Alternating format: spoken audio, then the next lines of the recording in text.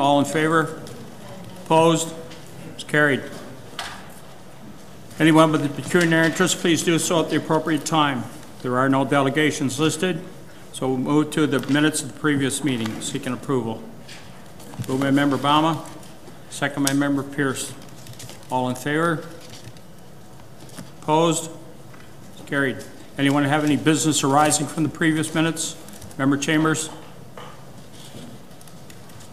Sorry, Mr. Chairman, I don't have it in front of me, but somewhere in the minutes, it alludes to a request I made that a document from Norfolk County regarding the recreational marijuana and medicinal marijuana use be circulated to council, our committee, and to my knowledge, that has not been done. So I'm requesting that be done and an item be placed on next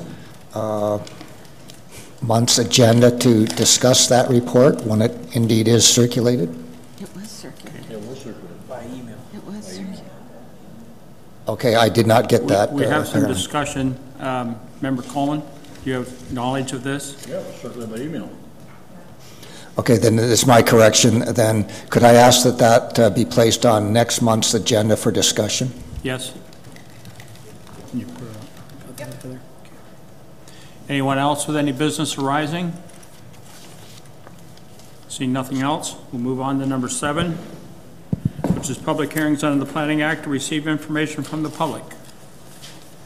And the first item is ZBA 1-18-DN, Kyle Whiting at 138 Jenkins Road, and I'll ask the planner to present. Thank you, Mr. Chair. If the committee remembers, our Director of Planning, Rob Trotter, gave a presentation that was going to change the format of our information meetings. So this is kind of the first go at it, and the goal of this is, again, just for the members of the public and the committee, just to provide useful information in the form of a PowerPoint rather than a text report. So I'll just kind of go through the application and provide the information. So we've received a zoning bylaw amendment application for a property located at 138 Jenkins Road. The agent is J.H. Cahoon Engineering, and the applicant is Kyle Whiting.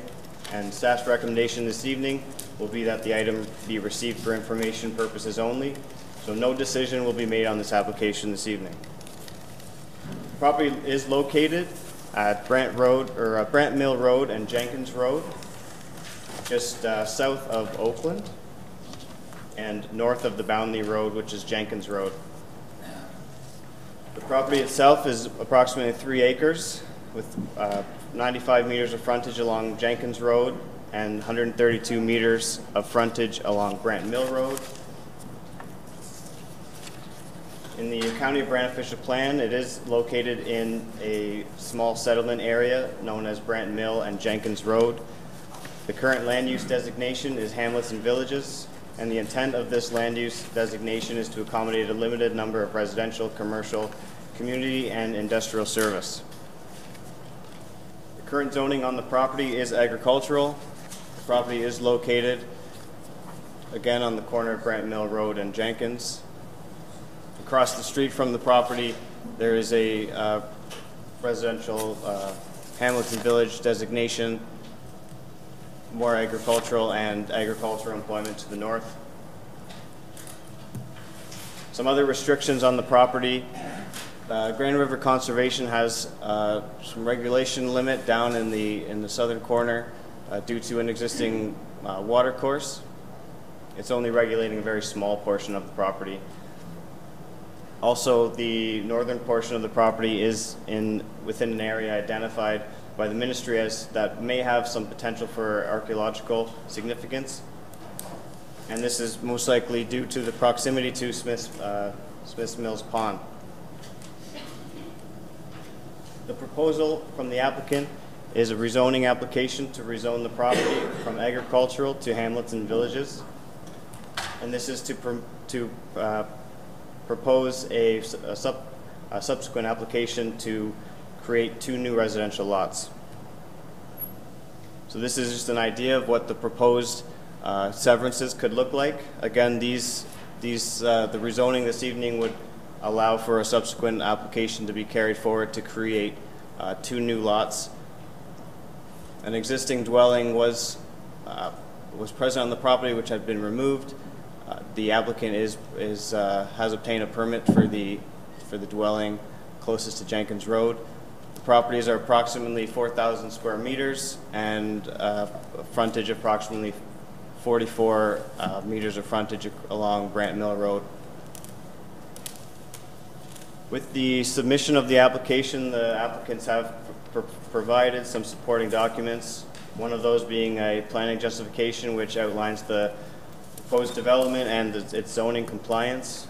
They've also submitted an archaeological assessment in the area that is to be developed. So the archaeological assessment was focused on these 2 lots to the north, and the results of that assessment, no resources were found. And through all this consultation with GRCA, no objections were had. Throughout the process, through the circulation process, staff will be looking at a number of key issues, and a lot of these key issues will come as conditions of the consent application, not necessarily as the rezoning. So staff will be looking at new entrances, looking for safe sight lines for access, in this case safe sight lines for access along Brant Mill Road. They will have to prove that potable water supply is obtainable, and they will also be required to submit a site development plan showing drainage and grading, and enter into a development agreement, and security deposits will be held. We'll also be taking a parkland dedication fee for each new parcel that's being created. Some next steps. So the application has been circulated to staff, and we will be receiving formal comments. Upon the receiving of those comments, we will review and have further discussion between the applicant, agent, and staff. The next step is that a report will be prepared by staff, and a formal recommendation will be made at that time. For the members of the public, a notice of a formal public meeting will be circulated outlining the date that the committee will be making a decision. At that formal public hearing, the recommendation will be presented by staff, and Planning Advisory Committee will be making a decision. So as outlined on the first slide, planning staff's recommendation this evening is that this item be received for information purposes only, and that no decision be made on the rezoning. Thank you. Any member of committee have any questions or a planner? Member Bama?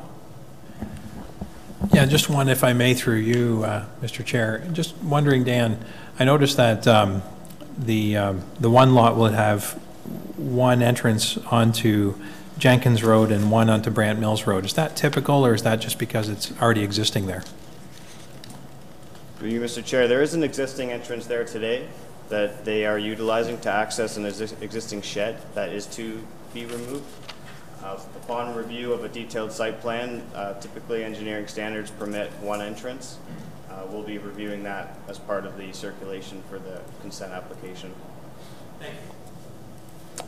Any other member of committee with a question of our planner? Member Coleman? Thank you, Mr. Chair. Through you to the planner, you have down there potable water. Will there also be a pump test done to make sure there is adequate water supply? Yes, right. Through you, Mr. Chair, the applicants will be required to submit. Thank you. Any other member of committee with a question of the planner? Seeing none, thank you. Is the applicant or a representative of the applicant here like to present? Please come forward, state your name and address. You can sit here, Dan.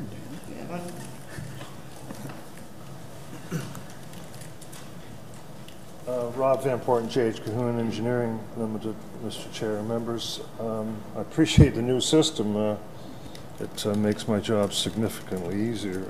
The planner certainly has adequately and comprehensively described the application.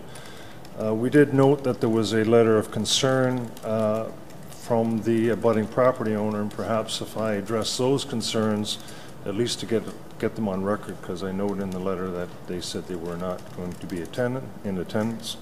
I can address them, and clearly they can be addressed more fully in the meeting relative to the decision. The first one was the location of septic systems relative to their water source. We would normally, in preparing a site plan, identify the location of all wells, including the neighboring wells, so we can identify that on the plan, and we will do so. The Ontario Building Code and good engineering practices establish safe distances from proposed septic systems to existing wells and proposed wells. And those plans are submitted to the county and approved by the chief building official before approvals will be given. So that addresses the first issue. The second issue, I guess Councillor Coleman already asked a question about the potable water source. Clearly, that is a requirement of the Committee of Adjustment, and we would normally also do pump tests and provide those results to the county. And again, that's a condition of the severance, and unless we can prove an adequate water supply, the severance will lapse. The predominant zone in the residential area of Hamlet is residential hamlet. The minimum lot size for a residential lot, unserviced lot size in a residential lot, is 30 meters and 3,000 square meters. The proposed lot is approximately 1/3 larger than that minimum requirement, as having a width of 44 meters and an approximate area of 4,000 square meters. In respect to the creation of 3-lot configuration, that criteria complies with the municipal official plan and the provincial intensification and best use of settlement land policies of both the county and the province. In respect to the last question, I think it was in respect to environmental, the GRCA has a mandate to review developments and determine whether there are environmental issues that need to be addressed.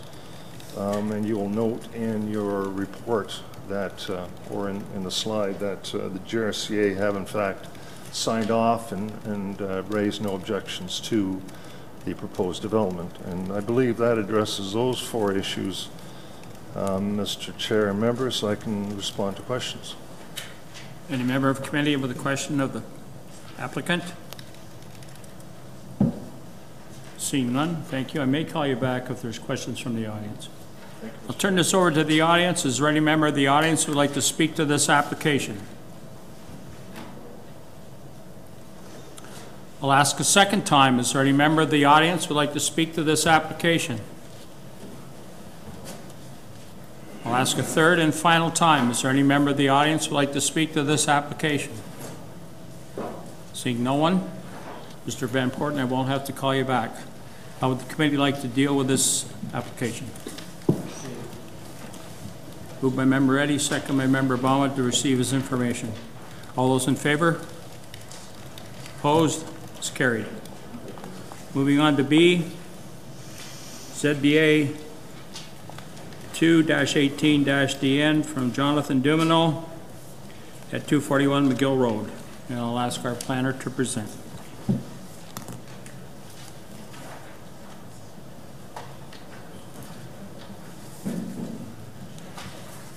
Thank you, Mr. Chair. We've once again received a zoning bylaw amendment application for a property located at 241 McGill Road. The agent's J.H. Cahoon Engineering, and the applicant is J. Dumsnell. Staff recommendation this evening is that the item be received for information purposes only. The property is located on McGill Road, just east of Mount Pleasant Road. The property is approximately 6.7 acres with frontage of approximately 112 meters along McGill Road and approximate depth of 220 meters. Currently, the property contains an existing residential dwelling known as 241 McGill Road. In the County Brand official plan, it is located within the settlement area of Mount Pleasant. The current land use designation is suburban residential, And the intent of this designation is that the lands designated suburban residential will function predominantly as low-density residential areas. The zoning bylaw currently has shows the property having three zoning categories. The dominant one is agricultural. To the north, we have a small portion of natural heritage, and the zone category for the existing dwelling is suburban residential. Some other restrictions that are present on the property. The property is heavily regulated by the GRCA. It's in the regulation limit due to the presence of an existing wetland. It also has a significant woodlot feature on the property. The property also falls within that archaeological area, so archaeological study would be required. And again, the significant woodlot, so consultation with the tree committee would be required as well. The proposal is kind of broken down into three parts. So the first part here, number one, is agricultural land be rezoned to suburban residential. That's the part here where they have a new dwelling proposed. Part two is to rezone agricultural land to the north to natural heritage area. A environmental impact study was submitted with the application through consultation with GRCA. It was determined that the wetland was much larger than appeared in the GRCA's current mapping. So the wetland has been expanded and the boundary's been expanded, and we've recommended that those lands be rezoned to natural heritage to kind of create a no-go, no development area. And the third part is to rezone that suburban residential lot or portion of the property to recognize a deficient area. So the property is proposed to be 0.55 acres or 0.2 hectares, where 3,000 square meters is required, or 0.3 hectares is required.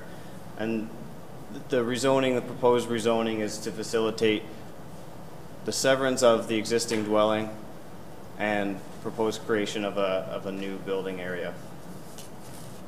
Supporting documents submitted with the application, proposed zoning compliance, so the planning justification was submitted outlining the compliance with the zoning bylaw.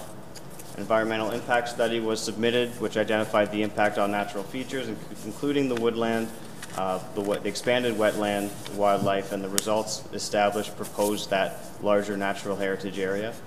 And an archaeological assessment was completed on the lands to be developed, and no resources were identified. And again, through all this consultation with the GRCA, no objections were made. Similar to the previous application, a lot of the same key issues that we'll be looking at, and a lot of those key issues will come as consents or conditions of the consent application, that is to follow approval of the rezoning. So new entrances, looking for safe sight lines, proof of potable water, site development plan to ensure the lot drainage and grading is adequate, and the parkland dedication fees will be collected as well. So similar to the previous application, next steps, the application has been circulated and comments are being received. A formal report will be established, and a formal recommendation written into that report. Further notice will be given to a future hearing date where the committee will make a decision, and at that meeting the planning staff will present the recommendation and the committee will make a decision. So once again, this evening planning staff are looking for this item to be received at information purposes only. And I'll take any questions. A member of committee with a question of our planner? Member Powell? Through you to the planner, parkland dedication, is that normal for a property of this size? Through you, Mr. Chair, yes, we do accept parkland dedication fees for any residential property that's being created, whether it's one lot or 5 lots. Okay. Member Gatward? Thank you, Mr. Chairman. My question is, the existing lot is the one that is undersized and the subject of the zoning bylaw amendment. And I understand you are saying that the natural heritage is being expanded on the property. We have seen other properties where the back of a property is natural heritage. Could this lot be in compliance if the rear property line was expanded into the natural heritage to meet the 3,000 square meter requirement? Through you, Mr. Chair, that's part of the consultation with GRCA. They typically guide us to create lot lines that keep natural features contained on under one ownership on one lot. So sure, you could draw that lot line back to the rear of the property and it could meet the area.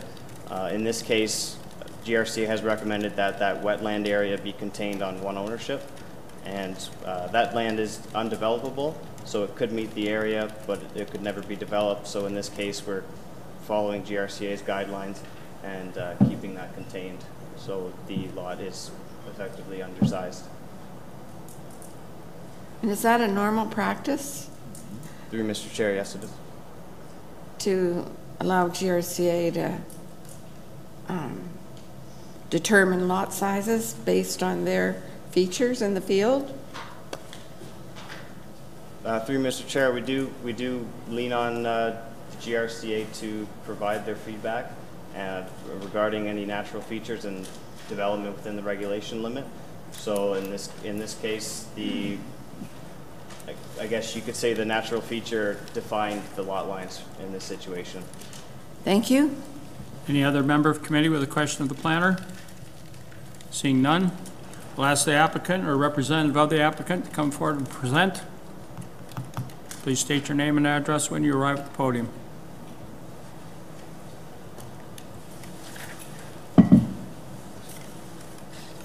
Rob Van Porten, J.H. Cahoon Engineering Limited. As in the previous application, Mr. Chair, members, the planner has very carefully explained the applications. I guess as a brief explanation or further explanation to Councillor Gatward, the 0.2 hectare severed parcel, existing house, as the planner pointed out, was largely in consultation with the Conservation Authority, but I must also point out that I believe your official plan has the same policies, that natural heritage areas should remain under one ownership, with good reason. The other aspect to that lot is there's a substantial elevation drop at the property line. It goes down significantly. You know, the 0.2 hectares, or I guess it's really 1.9 or 0.19, that's all the land that has ever been used, and that's all the land that can ever be developed. So that's the reasoning behind the that size. There was a significant amount of work already that has already happened on this site. The most important one was the preparation of an environmental impact statement. That environmental impact statement not only identified the boundaries of the wetland, which was significantly increased over what the Conservation Authority originally thought was on the property. And our zoning application request, in fact, enlarges the natural heritage that is identified in your current zoning bylaw substantially and protects that area as a no-build area. The environmental impact statement also identified a portion of the woodlot. Well, by explanation, the woodlot was created as a plantation in consultation in the mid-1980s and under the approval and assistance of the Conservation Authority. So it's a plantation. Areas of it have not been well looked after and are scrubland and certainly not in the best form that it should be. Your arborist, the county arborist, has also walked the site along with the Conservation Authority, along with our environmental impact consultant, and they've identified an area where a house could be built without major impact on the environment, which is shown on on parcel 1. That is the area that will be developed. The balance of the area of parcel 1, I guess, will largely remain undeveloped. As I indicated, the woodlot was created by way of plantation. We have applied for a minor exception to deal with the removal of trees within the area identified by the environmental impact statement. That application is held in abeyance, awaiting the decision of this committee and council, as well as the committee of adjustment. And once those decisions have been made, the minor exception respecting the removal of woodlot will be dealt with. Mr. Chair, I can respond to questions. Any member of the committee with a question of the applicant? Seeing none, thank you. I may have to call you back. Any member of the audience would like to speak to this application? I'll ask a second time. Is there any member in the audience who would like to speak to this application? I'll ask a third and final time. Is there any member of the audience who would like to speak to this application? Seeing no one, how would the committee wish to deal with this? Member Pierce? And second by Member Carty to receive his information. All those in favor? Opposed? It's carried. This will come back.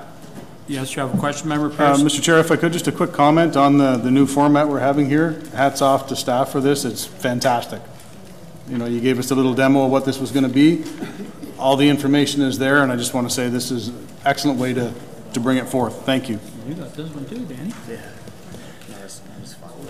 Okay, we'll move on to Section 8, Public Hearings under the Planning Act to consider staff recommendations. The first one is ZBA 42-17-DN from Ryan and Martha Morrison at 356 St. George Road, and I'll ask our planner to present. Thank you, Mr. Chair. The subject lands are located at 356 St. George Road in the former township of South Dumfries. The property is designated and zoned agricultural. The applicant is proposing to rezone a portion of the subject lands in order to permit the establishment of a new garden suite to remain on the property for a 20-year time frame.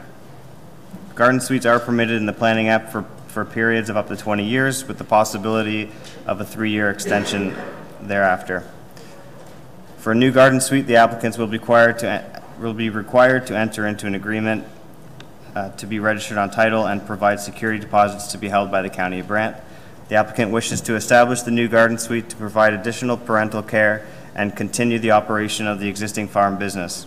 No concerns were raised through the circulation of this application. It is planning staff's opinion that the proposed rezoning is consistent with the provincial policies in the County of Brant official plan. Planning staff are recommending approval of the rezoning application and are seeking a decision from the committee this evening. Thank you. Any member of committee with a question of our planner? Member Miller?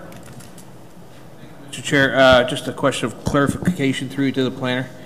I'm getting confusing language signals here. Is this a new one or is this an existing one and they're asking for an additional 20 years? Through you, Mr. Chair, they are looking to establish a new garden suite. Okay, thank you. Any other member of committee with a question of the planner? Seeing none. The applicant is here. I've already spoken to the applicant, and he will come forward if there's any questions from the audience. Is there any member of the audience like to speak to this application? I'll ask a second time. Is there any member of the audience like to speak to this application? I'll ask a third and final time. Is there any member of the audience who would like to speak to this application? Seeing none. Does the committee have any questions of the applicant? Seeing none, how does the committee wish to deal with this application? Member Bama? I'll move the recommendation. Seeking a second, or a second by Member Carty. All those in favor? Opposed? It's carried. This recommendation is approved here, but it'll go forward to council for final approval 3 weeks from this evening. Thank you. February 20th. 2 weeks from this evening. Move on to B. ZBA 39-17-RA, 41 Main Street South, from 2568226 Ontario Incorporated. And I'll ask our planner to present. Thank you, Mr. Chairman and committee. An application has been received from Robert Tansley to amend the zoning bylaw on the subject property located at 41 Main Street South in St. George. This application proposes to change the zoning on subject lands from core area commercial zone to allow for a brew pub as a permitted use. This will allow for small-scale brewing and serving of beer. The lands are situated within the primary urban settlement area of St. George and designated core area commercial in the official plan. One letter of concern was received from a neighbor with respect to odors. The applicant has demonstrated odor mitigation measures, which has been attached with the report. No other comments or concerns were received from any departments or agencies. Staff is recommending that this request be approved as it is consistent with the provincial policy statement and conforms to the general intent of the official plan. That concludes my comments. Thank you. Any member of committee with a question of our planner? Seeing none. So the applicant here would like to speak to this application. Please come forward, state your name and address.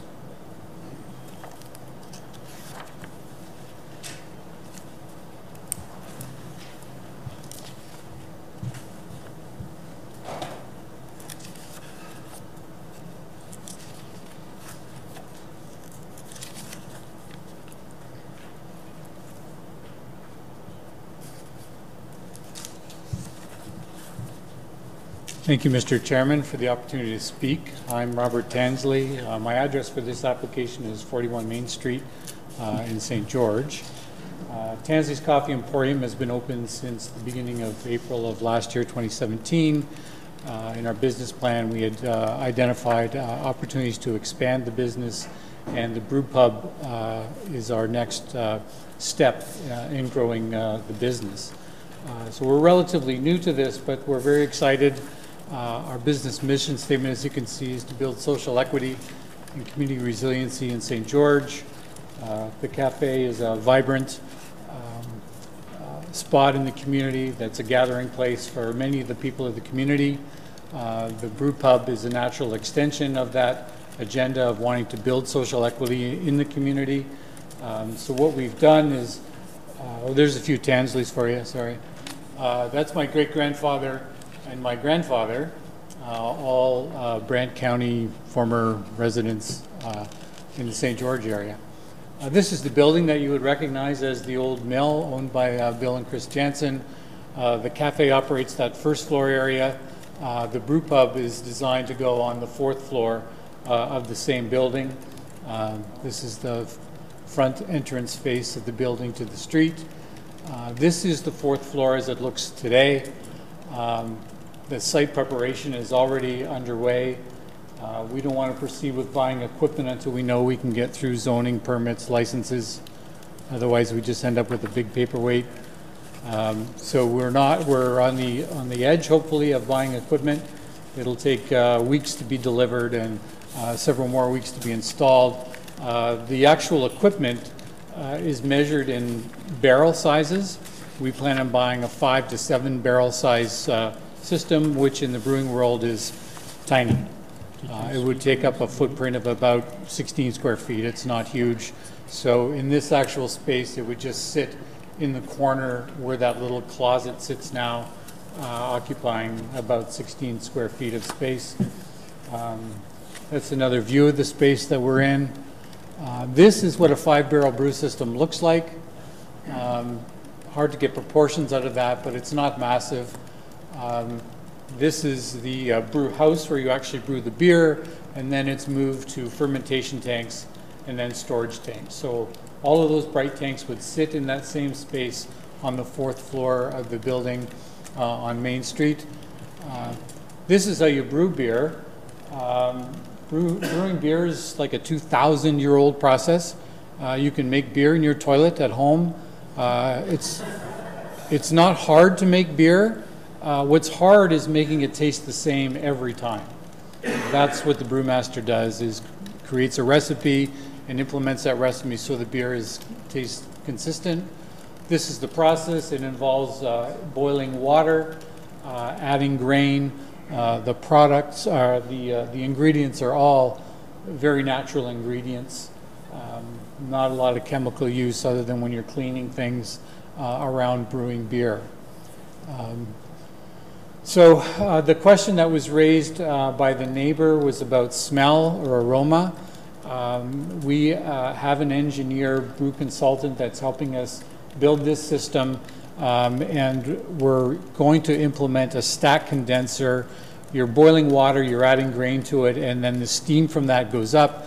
The stack condenser catches that steam, turns it back into water, and drops it back down. So nothing gets emitted out into the environment that would be an odor. When you're near the beer equipment, there is a very slight odor. It would smell like a bakery, but not to the degree that you would notice that outside of the building. So the stack condenser does all the magic stuff of capturing the steam that comes off the brewing process, and it doesn't end up in the environment, so there's no smell that comes outside the building. So this is our company to date. We're a licensed cafe. We've had a liquor license for 5 months now. We have applied to the province to get the license to manufacture beer. It's a brew pub license you have to get, and we'll have our liquor license extended to that area of the cafe as well, that 4th floor area. The liquor license will extend to there. Then we can have tastings in the space as we actually brew beer. We would do probably 2 brews a week, so we're not brewing 24 hours a day, 7 days a week. 1 brew would consume about 800 liters of water, yeah, it's a relatively easy process to make beer. It's getting the ingredients consistent to keep the taste consistent. So that's who we are. Thank you for the opportunity to present, and we hope to be in the business of brewing beer, probably first draft in 6 months or so. Any member of committee with a question of the applicant? Member Pierce. Thank you, Mr. Chair. Through you, thank you for your presentation. So you've got that, when you got all that equipment on the floor and they're full, what sort of weight are we talking? The weight is very evenly distributed. It's on a footprint that spreads the weight. We've had the engineer come in and talk with the engineer that looks after the building. Bill Jansen is present and can speak to that. But we're placing the equipment as close to the outside walls as possible too. There should be no issue of excessive weight that would threaten the integrity of the floor or the building. Okay.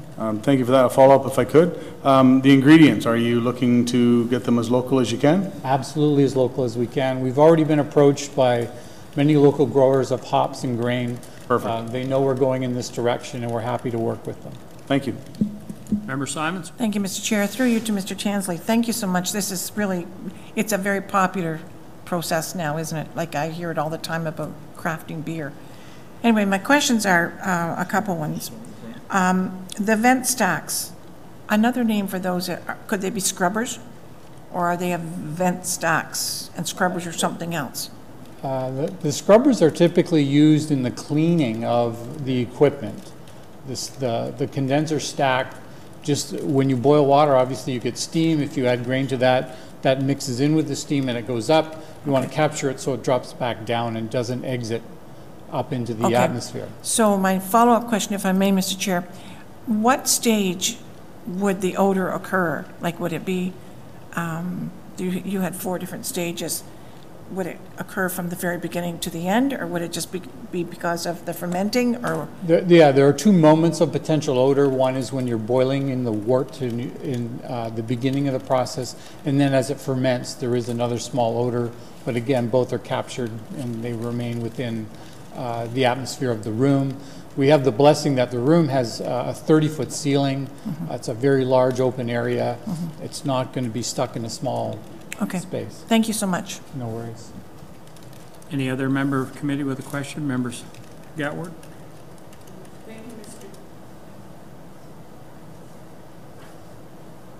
Thank you, Mr. Chairman. Can you tell me how many parking places you have on site? There are 22. 22? And how many people can be accommodated upstairs on the 4th floor? We have to apply for the liquor license that would define the number of spaces. A lot of that is geared to how many bathrooms you have when you drink. So we have access from this space 3 separate bathrooms. So I would anticipate they would give us an occupancy number of like 30 for the space that we have there. Okay. Thank you. Anyone else with a member of the committee with a question of the applicant? I'd like to thank you for addressing the aroma, because I really took high heat one day on Main Street for it, and then I see the letter Mayor Eddy took it too. So thank you very much. You've already addressed it. Thank you. Thank you. Is there any member of the audience who would like to speak to this application? I'll ask a second time. Is there any member of the audience who would like to speak to this application? I'll ask a third and final time. Is there any member of the audience who would like to speak to this application? Seeing no one, how would the committee like to deal with the application? Member Coleman. Second by Member Bama. Yep. Questions or concerns? Seeing none, all those in favor? Opposed? Carried. It will go to council 2 weeks from this evening for final approval.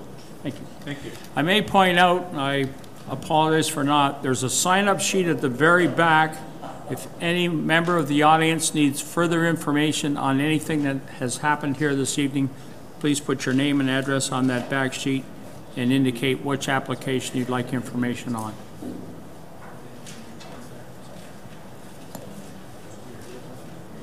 We'll move on to C, ZBA 38-17-RC from RNG Magna Holdings Incorporated, third concession in Burford.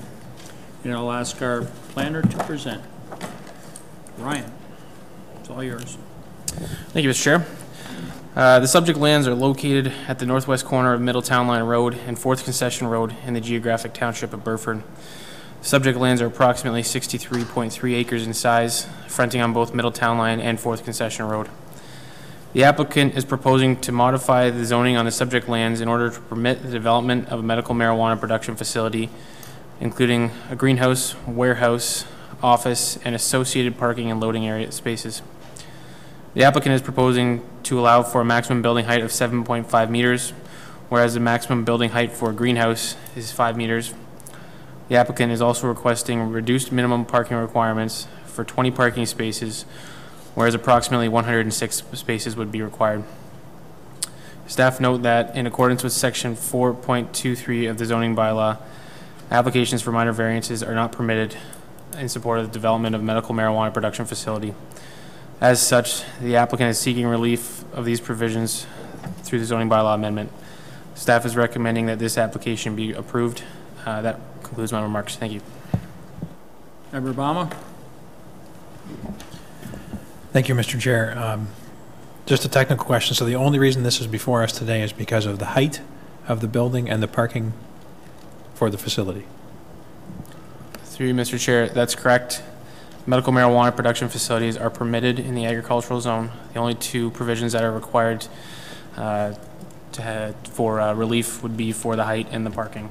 And these are for the practicality of the layout, as well as the atmosphere to be created for the production within the greenhouse. Thank you.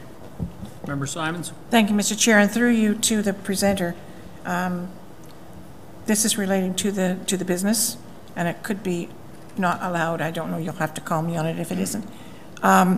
The medicinal marijuana, if approval is given, does that mean that he could change it over or add to the recreational marijuana come July 1 without any more applications? Through you, Mr. Chair. Currently, the provision in the zoning bylaw allows for medical marijuana, and that's also what the legislation at the federal level allows for, is for medical purposes. Senior staff are consulting with the county's solicitor right now to bring forward medical marijuana legislation information for the purpose of the committee. I don't think it would be appropriate for myself to comment on that at this time because we don't have the legislation in front of us and we don't know what the proposal is, frankly, for July 2018. I do believe that that information will be forthcoming, though, to the committee at our next meeting in March, is my understanding. Okay, thank you. Any other member of committee with a question? Member Chambers, you were next, then Member Powell, then Member Miller. Thank you, Mr. Chairman. Along the same line, it's my understanding that our planning documents are silent on recreational marijuana production because presently it's illegal, which is stating the obvious. Are the applicants aware that the zoning provisions do not entail recreational marijuana production? Through you, Mr. Chair, I can't speak for the applicant. They will be available to answer that question. My understanding is that through consultation for the application process is that this is from medicinal marijuana production facility. And as you stated, our document, our zoning bylaw document, is a permissive document, and since it is silent, it would not be permitted for recreational purposes at this time. The legislation is yet to be seen. Member Powell? Through you, Mr. Chairman, to the planner. When we had a commercial development on West Acres Road, Tim Hortons, one of the businesses in there, the public raised the question, are we not saturating the market? And so the developer had to do a marketing study to prove that this new facility, it would be able to carry itself based on the other ones. And they brought forward the stats and whatever. Now, I know this medical marijuana is new, but does a regulation like that apply to this facility? Through you, Mr. Chair, I think that in this instance, a market study wouldn't necessarily be a similar scenario as to the one you're alluding to on West Acres Road, because generally businesses like that aren't regulated at the federal level. The federal government is issuing licenses on an as-needed basis, on a site-by-site basis.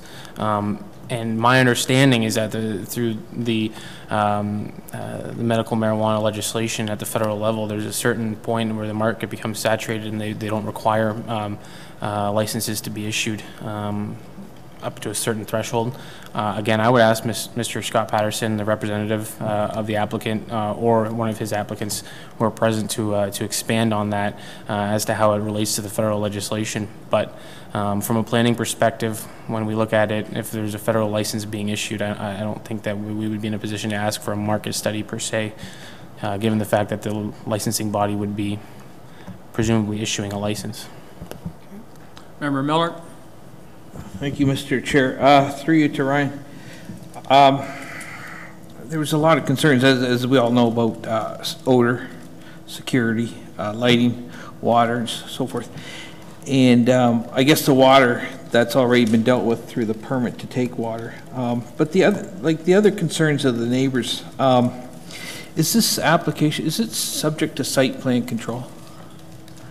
Through you, Mr. Chair, yes, it is subject to site plan control. That's a requirement under the zoning bylaw that any medical marijuana facilities, whether a new build or a retrofit, are subject to site plan control. Okay. Further to that, on page 110 of our package, it talks about medical marijuana production facilities. And we're all learning, I guess, as we go along. But there's a few things here. You got them listed from A to G. Open storage is prohibited. Building structure used for security person may be located in the front yard, and so forth and so forth. And who polices those things? Like, who makes sure? Is that done through site plan control, or is that through? Yeah, so this excerpt here is from the county zoning bylaw, section 4.23. So by virtue of that, this is policed by county staff through Planning Act applications as well as by law enforcement. Any items that you don't see here, if you're alluding to items such as odor concerns, those are items that are policed at the federal level through the licensing. And again, I would ask that the applicant is available to speak to the more technical, finer details of the federal licensing process. But when you're referencing section 4.23 of the zoning bylaw, that's county staff. I do have a question for the application on that, which is on page 151. My last question then, Mr. Chair, through you to Ryan, have we done a site plan control already then for medical marijuana operations in the county? Through you, Mr. Chair, we have most recently reviewed and approved a site plan application for another commercial production facility in the county within the 2017 year. Okay, and then, well, so further to that question, is there any, do you know, is there anything in there for say, for lighting? I imagine there would be for aroma, but I don't know about for lighting. Would that, I might ask, would that be alluding to our requirements, or was that an issue through the previous application? I'm not sure how to answer that. But what I'm asking is because there was a concern, you know, this being a greenhouse with it being higher, which is why they're here, that there'd be more, say, more light given off into the. Yeah, sure. Yeah, through you, Mr. Chair. Lighting is an issue that would be regulated or at least looked at the county level. Odor is a regulation at the federal level through the licensing. The lighting is something that we'll certainly be asking for a photometric plan showing the lighting plan as it affects lands directly surrounding the building. Photometric plan typically will show a site plan and what type of photometric levels you'll be seeing at X number of meters away from the building and how it will be affecting directly or indirectly surrounding neighbors. Again, through that review of that photometric plan, we would not permit any light to be exiting directly into any neighboring properties. Okay, thank you very much. It's an item that we didn't typically see issues in previously, but I could see, given the location of the building in the middle of a field here, it would be something that we'd want to look at. Member Gatward. Thank you, Mr. Chairman. Further to the lighting, if it's inside a building, there's no issue with the lighting, but when it's a greenhouse situation, the curtains that would be required on the greenhouse would or could allow spillage of light, and as long as that light didn't project onto a neighboring property, would that be accepted in a site plan? And how close are they allowed to build these facilities to a neighbor's building? Through you, Mr. Chair, if I may answer the second question real quick, I probably would just refer you again to page 110, I believe it was, of your package. Section 4.23 of the zoning bylaw stipulates that a medical marijuana facility must be no closer than 150 meters to any residential zone or use, institutional zone or use, or open space zone. So we'd be looking for a minimum of 150 meter separation from any residential uses.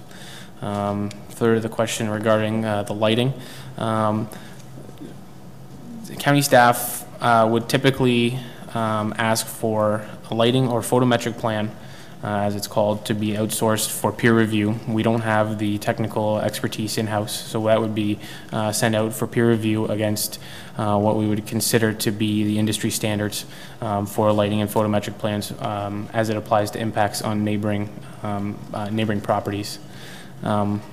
Again, given the fact that this is an agriculturally permitted use within the agricultural zone, county staff would look at this quite similarly to a regular greenhouse operation or any other agricultural operation and ask the same guidelines be applied. Member Simons. Thank you, Mr. Chair. Through you to the presenter. On page 131, the GRCA report, it's asking, the GRCA is requesting the proposed updated mapping be sent to them for review and input. Has that been done? Through you, Mr. Chair, I could probably better explain that. There's some concern, or not necessarily concern, but input from the Grand River Conservation Authority pertaining to our zoning mapping as it relates to their regulation limit. That doesn't necessarily apply to the proposed development today and how it would affect the location of the building entrance or otherwise. That's for future review, most likely through a housekeeping amendment, how we will update our zoning mapping, not for this application, but to reflect the Grand River Conservation Authority's floodplain regulated limit, and that's for the natural heritage zone. Okay, thank you. Any other member of committee with a question of our planner? Seeing no one? Is the applicant or representative of the applicant here like to present? Please come forward and state your name and address. Good evening.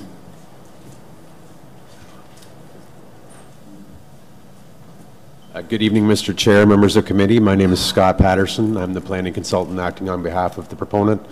I'll keep my planning comments fairly brief, as there's a member of the operational committee here who knows more about the cannabis production industry than I do, so I'm sure you have questions for them more so than me. But just to reiterate, the use itself is actually permitted in the official plan, so that's why there's no official plan amendment being sought. The use itself, medical marijuana facility, is permitted in the agricultural zoning, and therefore in the A9 zoning that's applicable to the subject property. There are specific regulations in the zoning bylaw that speak to medical marijuana facility. We meet those regulations with no relief being sought. We meet the setbacks. We meet all those requirements. There are regulations that would dictate the development of a warehouse and office component. Those regulations are also being met. There are regulations in the bylaw, one of which limits the height of a greenhouse to 5 meters. And as you're well aware, we're seeking a height increase to 7.5 meters. And again, that's specific to the greenhouse component. The warehouse and office component of the building can be allowed to be 10 meters high. So that is, as of right today, that the warehouse and office component could be 10 meters, and we're simply seeking the increase to the greenhouse component. We're also seeking the reduction in parking, and that is specifically based on the type of use that we're proposing for the property. The greenhouse itself, based on the zoning requirements, requires 57 parking spaces, which is very excessive, and that's why we're seeking the parking reduction. We'd also provided a supplemental letter, which is in your package, speaking to pesticide use, water use, security, and all of the things that were discussed at the previous public meeting. We hope that that letter addresses the concerns and the comments that were raised. If there's any questions about those, we'd be happy to answer them. Naturally, from a planning perspective, I'm here in full support of the staff recommendation and report. And if there's any questions about planning, I'd be happy to answer them. As mentioned, this gentleman's from the Operation Committee, and he has a presentation for you as well. So. Hi, thank you, Mr. Chairman. Thanks for giving us some time to present here. My name's Hugo Alves. My address is 15 Kirk Braden Road East, Etobicoke, Ontario. So we're here in support of this application. You're probably wondering, well, who are you guys? So I'm the president of a company called Wheaton Income Corp, and we're the financial partners for Sequoia. So who we are, we're a public company. Our market capitalization is approaching $1 billion. We're really the financial partner, but beyond that, we're a collective of industry experts that come from the operations sector, the legal sector, the marketing and branding sector, and the infrastructure sector to make sure that when we get involved in a project and we deploy capital, that project is built on time and on budget, that it operates in strict compliance with applicable laws, and of course that it's plugged into a broader network, our network, to ensure that it's a healthy, viable business that goes on to be successful. Given the time constraints, I'm going to just flip through this, but in terms of whether there's questions about the legal regulations governing cannabis, so I was a corporate commercial partner at a large Toronto law firm for 20 years, and I was really the first large law firm lawyer to apply that toolkit to the cannabis sector. And from 2013, when the new program was brought into inception till present day, I built the largest legal advisory businesses to the cannabis sector before I left for my current role. Our company currently has over 20 projects in development from coast to coast. Those range from folks who are really far along, already have their license, to folks like Sequoia here who we're helping get started from the ground up. So why does this matter to you? Well, just very quickly, it matters to you. Us being involved in the project should matter to you because it increases the overall viability of the project. First, we're going to provide all the capital. So we're fully funded for this project. So it's not a matter of whether we're going to raise the money to fund the construction. We have the money. We're ready to deploy it. We provide infrastructure reports. So the plans of Sequoia were carefully vetted by our infrastructure expert, who has built more cannabis facilities, regulated cannabis facilities in this country than anyone else. And of course, the regulatory advice, we think we have the best team in the business, so we're going to make sure that this is fully compliant with the ACMPR. And then the business support that I talked about, we're going to make sure that this is a healthy, viable business that stimulates the local economy. So I want to give you a little regulated cannabis 101. So prior to 2014, when the ACMPR was enacted, this was really what you're looking at. So the regulations govern the patient, not the production and distribution. So the old system, you went to a doctor, you got a diagnosis that matched what was on the schedule to the old system. So you were sick, you had some sort of illness. You went to a second doctor, you asked for a confirmation of diagnosis, and then you filled out a form, 16-page form, that if Health Canada accepted, they issued you a license to possess and produce cannabis. And you could designate someone else to produce for you, and generally 1 gram of prescribed cannabis per day equaled 5 plants. No regulatory oversight for the cultivators, because very often this happened in a private residence. So unless the police officers or the bylaw enforcement officers had reasonable cause to believe you were breaking the law in your home, they can't come in. So very little regulatory oversight, no testing for the product because you're supposed to be growing just for yourself, and no real enforcement protocols. Who do you call? You could call the police, but they weren't really going to be that bothered with coming to see if you had the proper license, and again, unless there was probable cause, they can't enter your home. This is where we are today. So in 2014, the federal government decided that the enforcement problems with the old regime were such that they needed to change. They needed to stop regulating patients and regulate production and distribution, which is where we are at today. So Health Canada regulates the product and the distribution. It says here at a phenomenal level. It's really a pharmaceutical level, so apologies for the typo. Every month, Health Canada stops by a regulated facility with no forewarning for a spot audit. During that spot audit, inspectors spend the entire day with you. They make sure your facility is operating in strict accordance with the standard operating procedures that Health Canada has approved. And if you're caught offside, you suffer the penalty, which is usually a product recall. So everything that you've approved for sale gets recalled back, catastrophic. Or usually it's just minor things that they find that they make you correct and then give them evidence that you've corrected. Strict regulatory compliance protocols, quality testing, nothing leaves the facility unless it's passed Health Canada testing for microbial content and the use of any banned pesticides. Record keeping and tracking. Every single gram at a facility needs to be accounted for. When a seed comes into the facility, it's logged into an ERP system. As it grows, that seed, that particular plant has a tag attached to it, and it's tracked all the way to the facility, down to when you cut the plant, the root, you need to weigh it and account for it in your records. So very strict record keeping that's auditable by the minister at any time. And of course, Health Canada oversight with broad enforcement power all the way to suspending your license or taking it away. So why regulation matters to you and to some of the concerns that were voiced at the previous meeting? Well, we'll just go very quickly through them. Physical security. The security at these facilities is almost akin to a bank. It's subject to the Security Directive of Health Canada, which prescribes security levels for the vault, security perimeters, double card swipes on every door to make sure that every person that's going in and out of these facilities is recorded and accounted for. Quality assurance, we've touched on it. Everything has to follow protocols for quality, tested, and only the quality assurance person, who's a regulated person at every facility, and they can only be at one facility. So you can't have multiple QAs you can't have one QA at multiple facilities. They are the only person that can approve product for sale. So you can grow all you want. If you don't pass testing and your QA doesn't sign off, you can't leave the facility. Odor controls, the ACMPR actually provides that there's supposed to be no odor emanating from these facilities into the neighboring communities, and that's something every inspector tests for when they do their spot audit.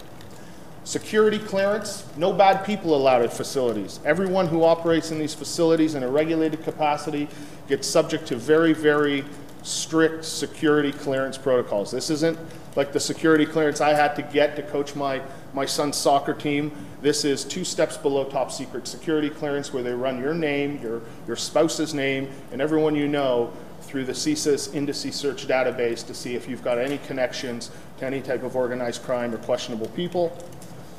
Pesticides, strictly banned.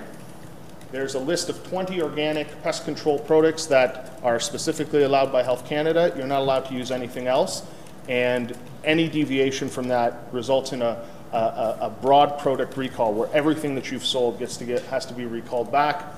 Water controls, I think that's already in your materials. This is going to be a closed loop system where water that comes in, is captured, it's used, it's recycled through the system because, cannabis cultivation, like any other agricultural pursuit, is cost sensitive. So we want to make sure that we're using water and resources very efficiently.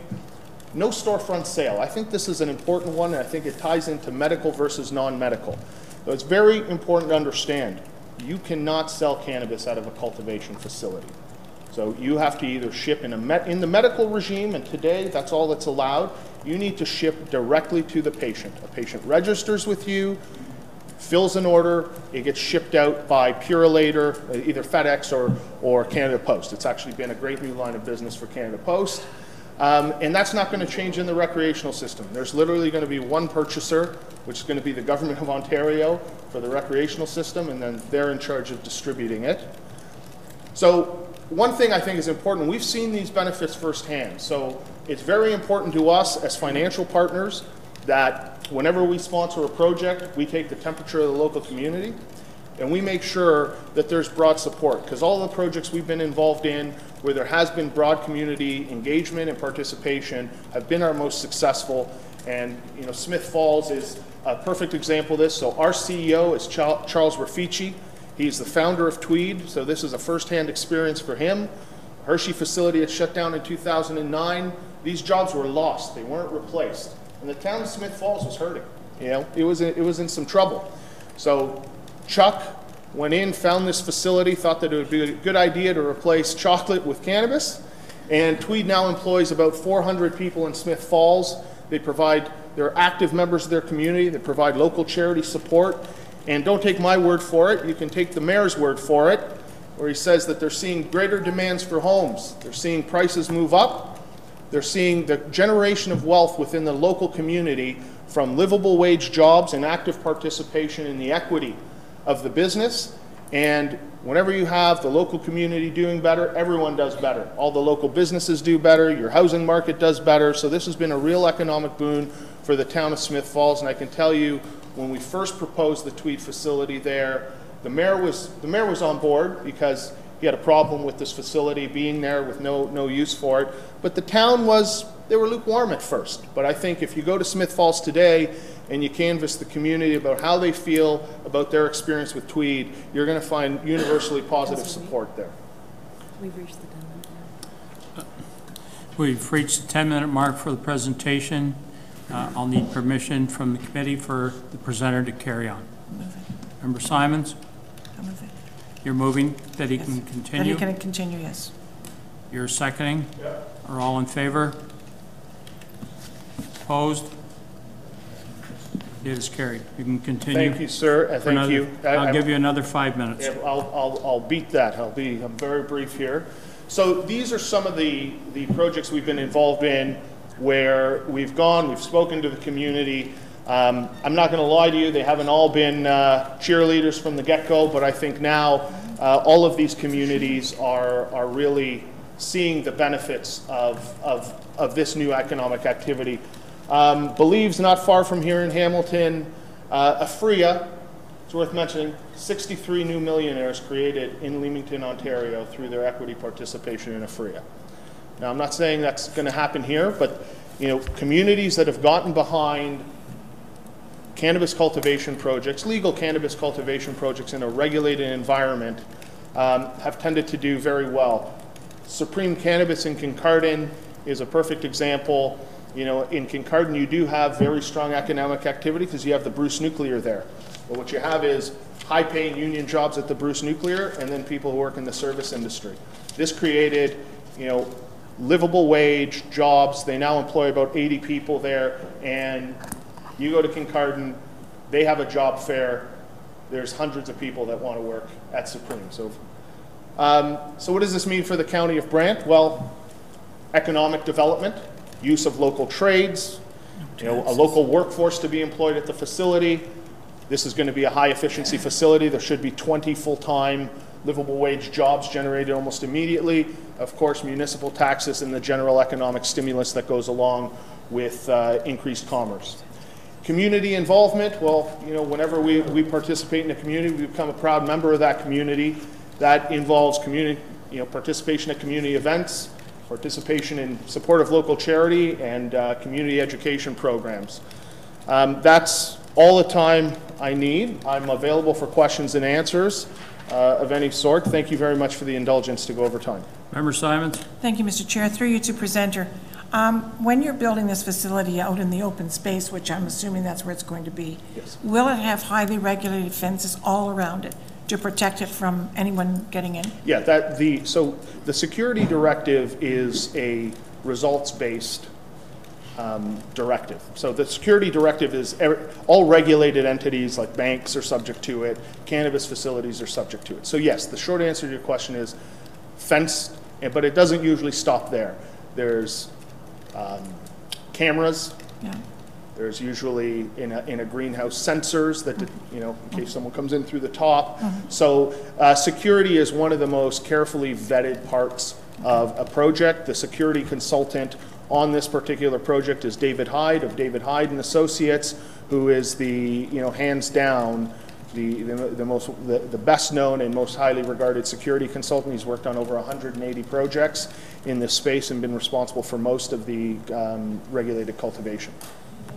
Any other member of committee? Member Miller? Member Chambers will be next.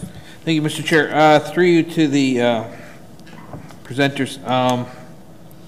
First of all, Mr. Patterson, thank you for the information you gave, because it did answer a lot of my questions.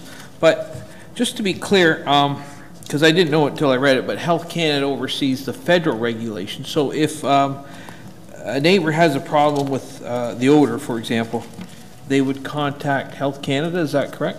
They'd call that right number? on I seen here. that, yeah. That's right. It's not, I didn't see it in here, and that's good. Okay, at this point, we don't know, but we think that when it transitions from medicinal to recreational, they'll still keep it in with Health Canada as the 100%, yes. So Health Canada used to have a regulatory body, a regulatory agency, sort of a bureaucratic agency called the Office of Medical Cannabis. The Office of Medical Cannabis will be rolled into a global office called the Office of Cannabis. And so to give you an idea of how far we've come, when we started in the ACMPR and it was just medical, it was actually during the time of the Harper budget cuts to federal government. They had 7 staff members and no budget, the Office of Medical Cannabis. The Office of Cannabis just got $50 million in funding and is staffed up to 600 people. So the level of regulatory oversight will actually go up, not down. Okay. And we're seeing that in terms of the number of inspections and the frequency of inspections. Okay, last question then.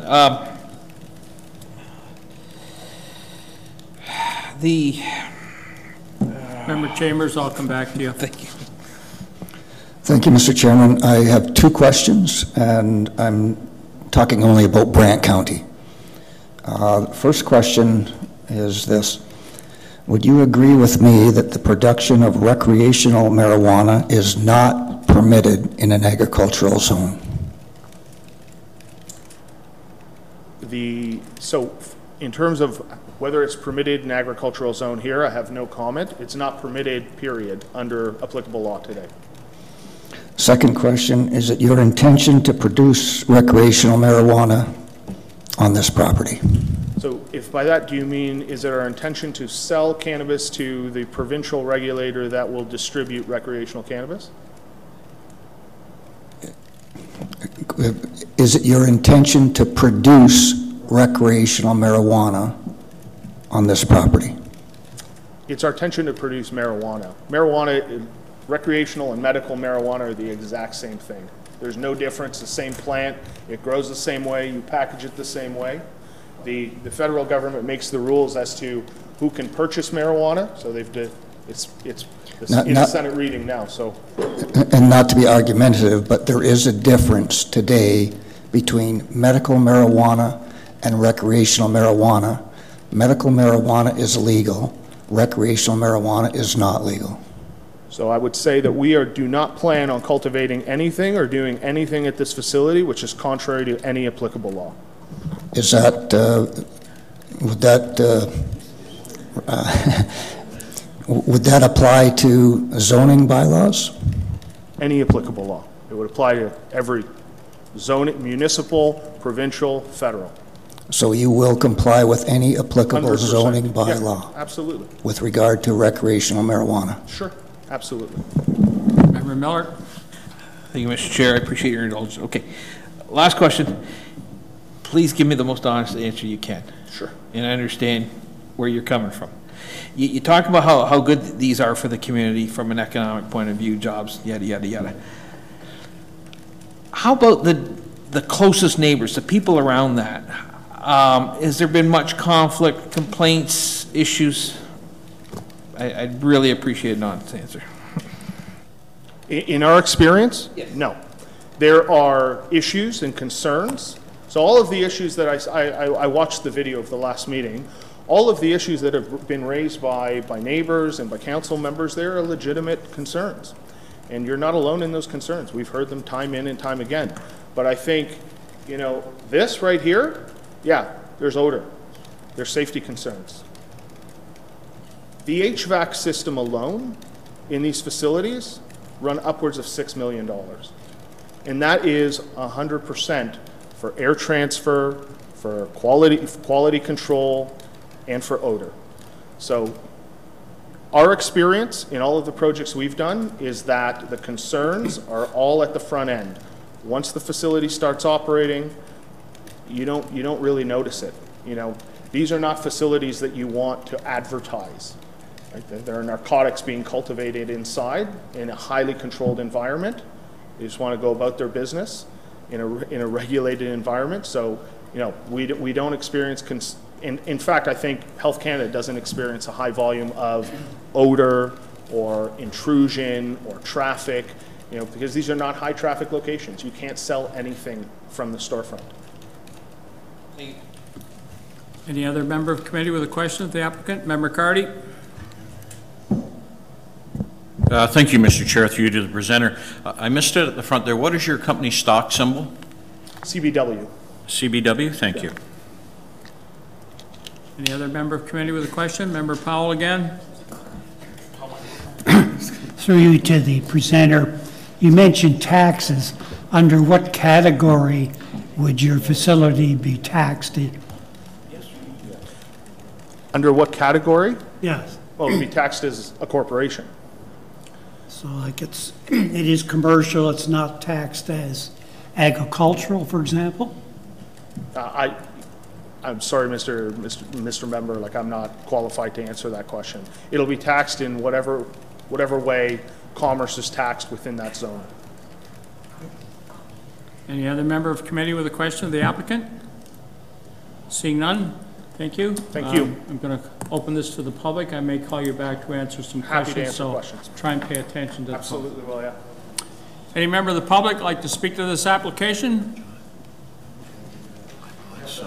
Yep, please come forward, state your name and address, sir.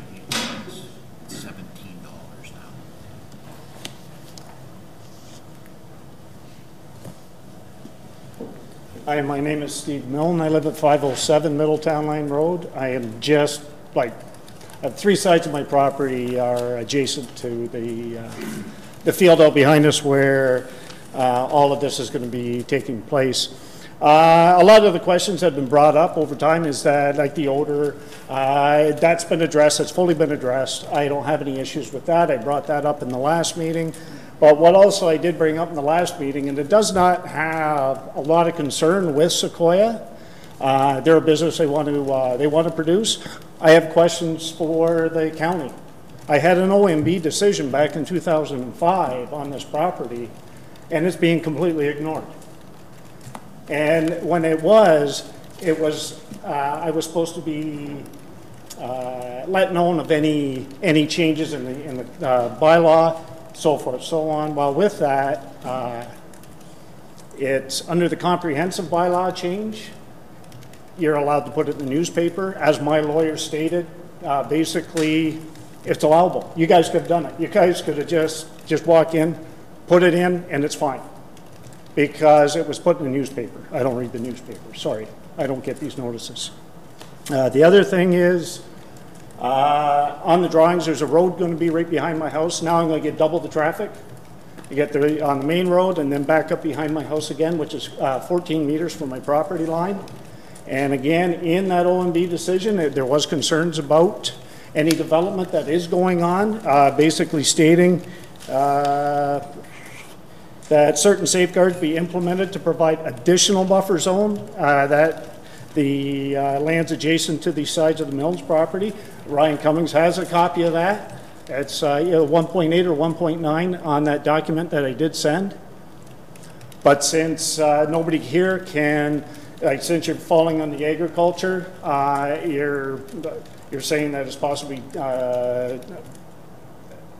this is manufacturing, it's manufacturing of medical marijuana, but you're just letting it fall under falling under agriculture rather than actually industrial or light industrial. And so, yeah, like the concerns of like the water and that, I have no concerns whatsoever. I'm just more concerned that the county is ignoring what I have. So my lawyer, he's away for this week. He is understood on this, and we are going to get back together next week on what we can do. So I had asked Mr. Cummins if, how many days I do if I have a right to appeal on the size of the building. If you allow a larger building, that's just going to open the door later to possibly, if newer technology comes out and larger buildings come in. Another concern I have is a company, I think it's Medical Inc. out of Stittsville. They're actually applying to the OMB right now to have the 150 acre, I guess, buffer decreased to 70. And that's in the OMB right now. I'm a little concerned about that as well. Because if they can do it, then that could go right across the province and that could open anybody to even become closer.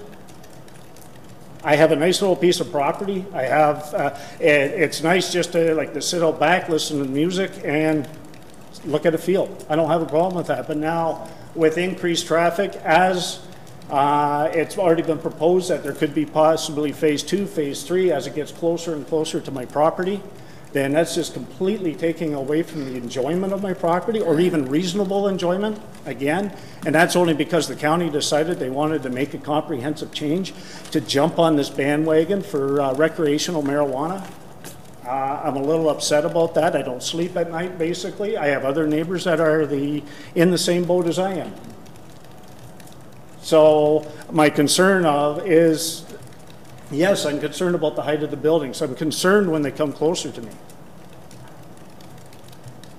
So basically, all I can say is, in closing, that I've been at 507 Middletown Lane Road since 1999. The county had adopted in 2001, and again, under that blanket, they can throw it in the newspaper about a comprehensive bylaw change. At first, they made it heavy industrial. I challenged that in 2005. They only went to agriculture A/9, and I was satisfied with that. Now, this with the medical marijuana, they can fall under this. It could possibly, it might not, get busier or busier. But again, this is something that myself and my family might have to put up as this company grows.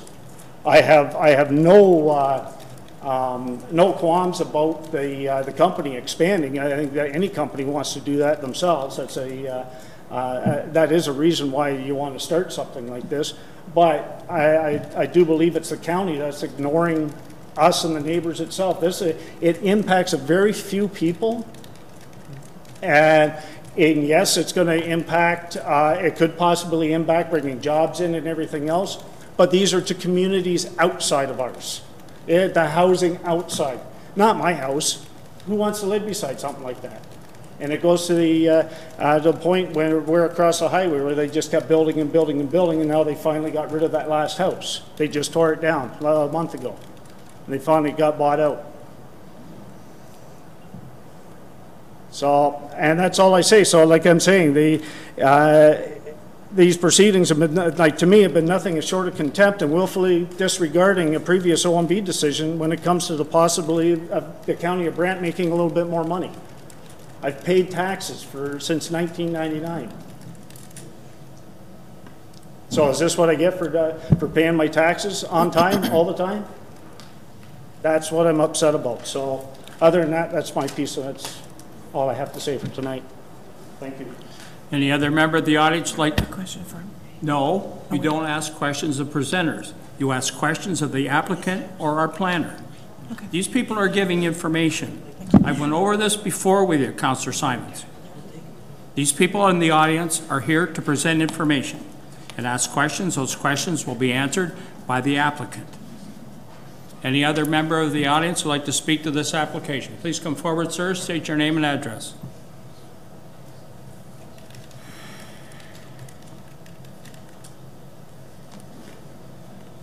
Good evening, Randy Wilson, 34 4th Concession Road, Burford, Township of Burford. The presentation was very well done, and I appreciated the information that was presented. My biggest concern, I think, comes back to a question to the council and to the staff about the very fact that medical marijuana could be and is being tolerated and allowed within the agricultural community. To me, this is part of the problem. It concerns me when I hear someone like Mr. Miller state that, I guess we're learning as we go here. That really bothers me, it scares me, it reminds me of mushrooms. And I'm sorry, but I don't want to be affected by another lapse of planning as it relates to the impact on a community. We have, in my mind, this facility should be in an industrial park. It is not something that should be a part of a rural community. And if, you know, the comprehensive bylaw was adjusted and this was thrown into it without council and planning having adequate time to assess and judge and determine the appropriate location for this stuff, then there should be a way to fix that.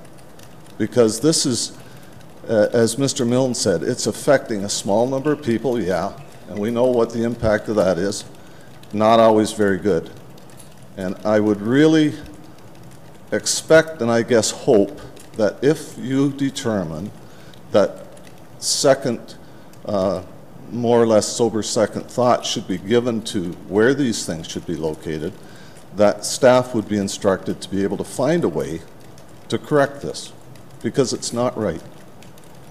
I do have concerns. It's nice to hear the presenter say that there won't be any impact with odor, that the lighting can all be addressed.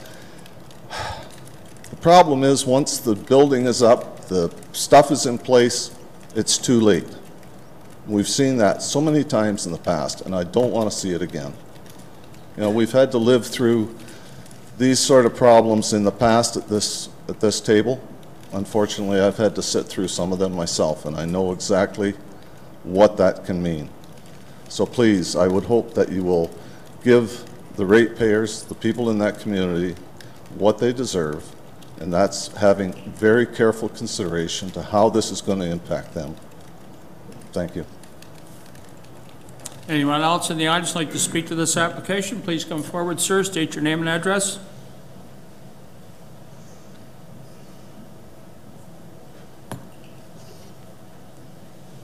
Greg Magda, 75 Highway 2. Through you, Mr. Chair. I've been to 2 of these meetings already, and both times none of the topics have been brought up about the height and the parking spots. Can we please get on with the actual height and variance, please? I'm doing the best I can to give everyone an opportunity to speak, sir. Anyone else in the audience like to speak to this application? I'll ask a second time. Is there anyone in the audience who would like to speak to this application? I'll ask a third and final time. Is there anyone in the audience who would like to speak to this application? Seeing none, to answer questions that were presented, the first presenter talked about the county and OMB appeals. I'm not going to respond to that, sir, being you've already contacted a lawyer. It'll be in the hands of our legal department. Mr. Wilson, I don't believe you had a question that we can answer. Actually, had a question that required an answer.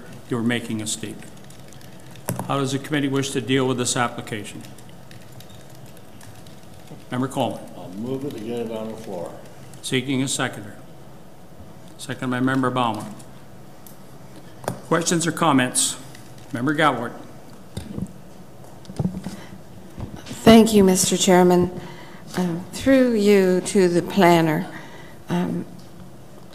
these facilities have become very prevalent in the last year. They're popping up in many places and some in our county. We currently have a few that I know about. There's one larger one, I believe, right here in the town of Paris. And I would like to ask, have we ever received any complaints about odors? And maybe the ward councillors can answer that, because they would get the complaints. You're looking for an answer that I can't provide, but I know that that facility is in Ward 2, so I'll ask if Member Carty or Member Simons would care to comment. I'm not forcing you to comment. If you would like to comment, it's open to you. I just have to say, point of order. We are dealing with height, and we're dealing with the parking spots, and that's all that the discussion should be. And while I appreciate that the chair has given a lot of leniency to all the presenters and people asking questions to talk about all these other issues, which I don't disagree that perhaps we should consider as council. They have nothing to do with the application that's before us, unfortunately. The only thing that we have to talk about is whether the height is appropriate and whether the decrease in number of parking spots is appropriate. And if we need to deal with other things related to this issue, we should do that separately, but that has nothing to do with the issue on the floor right now, is whether it's okay for them to have a taller building and a few less parking spots. Thank you, Member Bauma. You're absolutely right. There's a gentleman at the back who's shaking his head in agreement with you. Member Simons. Thank you, Mr. Chair. I'll allow this answer. My question is this. To the application. My question is this. If this is not the place or time, and I understand that, when will be the place and time before this application is approved? At council. If it's approved here tonight, it will go forward to council for final approval. This is just. And at that point, there could be great discussion on it? Yes, you can do whatever you want at council. Because. Member Bauma is exactly right. I understand that. We're talking about the application that's before us, and that's called height of the building and the number of parking spaces. And that's what we're voting on. But I also know that at council, we're sort of shortened for time because everything is supposed to be done through the process of committee. So that's my question is, how much time will be offered if this decision comes to council for final approval?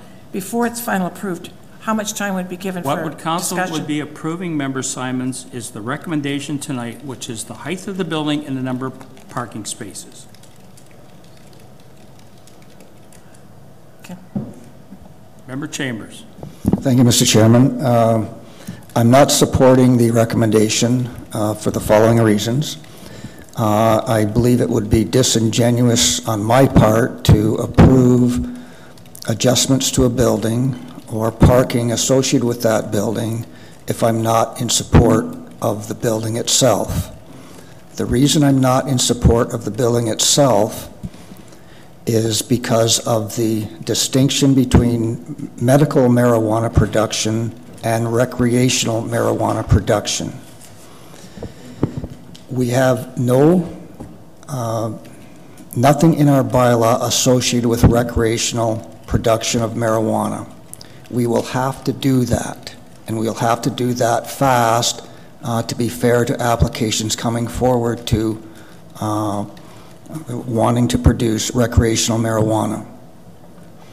I'm of the opinion that the scope and magnitude of recreational production of marijuana is vastly more than the production of medical marijuana.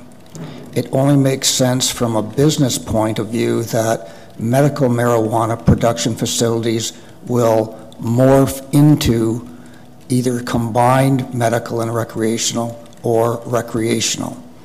The market for recreational marijuana will be probably more than 10-fold, maybe in some cases in Colorado it's 50-fold more. we need to be upfront and honest with the applicant that we are not, basically we are silent at this point on the production of recreational marijuana. It would be disingenuous, I believe, to support this application knowing that we may not even allow recreational marijuana production in agricultural zones. That's a decision, a land use planning decision that has not been made yet.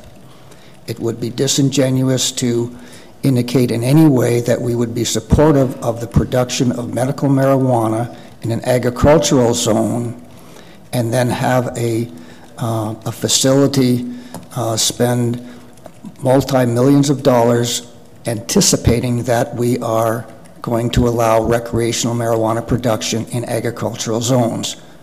I don't know what we're going to do because we have not made that decision yet. But to allow for adjustments to buildings and parking places, I don't think we should be approving that, knowing that we still have to come to grips and terms with the land use planning aspects of recreational marijuana production. Member Carty?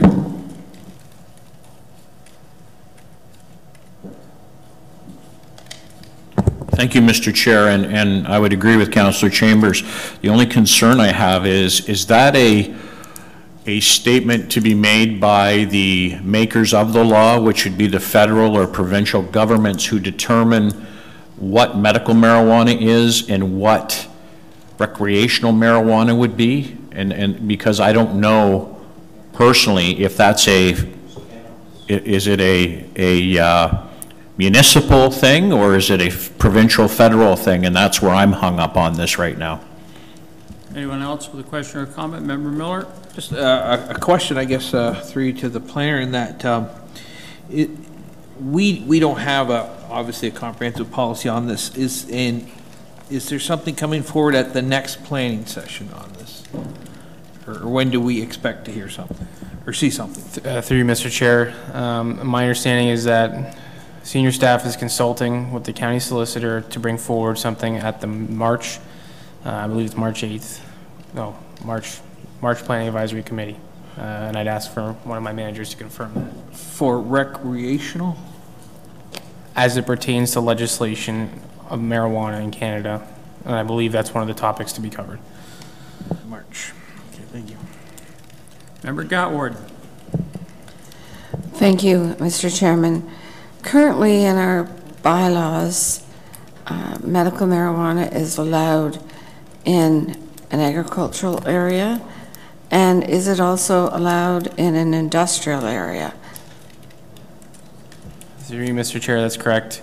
Medical marijuana, if I could refer you to page 110 of your package, section 4.23, pertaining to medical marijuana and the general provisions of the bylaw. Medical marijuana production facilities are permitted in the agricultural A zone, agricultural employment AE zone, light industrial M2 zone, heavy industrial M3 zone. Thank you. We've bounced this back and forth. The recommendation is for height of a building and the number of parking spots. Are we all clear on that? I'm going to call the vote on it. All those in favor? Opposed? Motion is defeated. Would someone like to make a subsequent motion?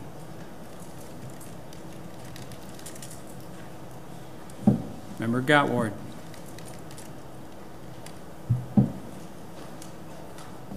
Thank you, Mr. Chairman. Well, citing some of the concerns about medical versus recreational and the zoning for such, I would move that the application be deferred until after the March meeting, where we will be looking at that. That's too late for that motion. That motion should have been made before I called the vote, Member Gatward. I won't allow it. Member Coleman?